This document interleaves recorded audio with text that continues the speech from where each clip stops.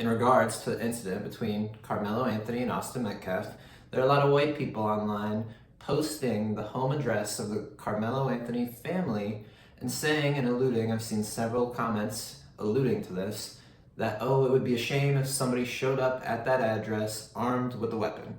Now, this is disgusting behavior. This type of thinking is not justice. This type of thinking is revenge. And when the father of Austin Metcalf has already come out and said that he has forgiven Carmelo Anthony and also that this issue is not an issue about race, then random people on the internet should not be contributing and inciting revenge. Now, anyone who is white and is contributing to the narrative in this manner, this is in fact tribal and is racist. And for those of you who are black and are seeing these type of comments and are driven to respond through your bias, one of the things I've seen is black people bringing up how a lot of the school shooters that occur are white. Now, this is just tribal in nature from both sides, and it's just deplorable from both sides.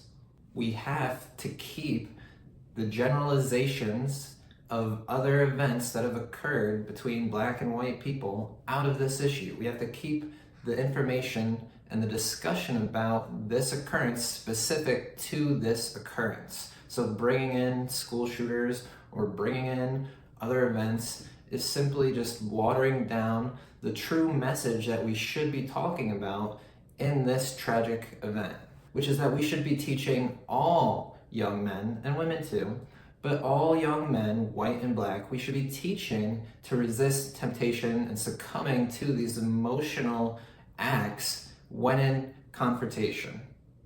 When confronted to leave the tent, it was pride that tempted Carmelo to say, "Touch me and see what happens."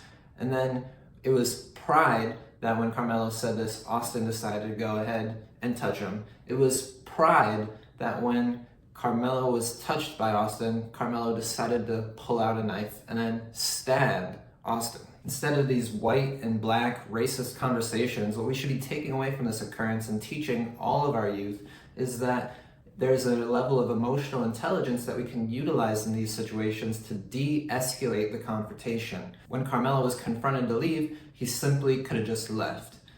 When Carmelo said, "Touch me and see what happens," Austin could have just said, "Hey, could you please just leave?"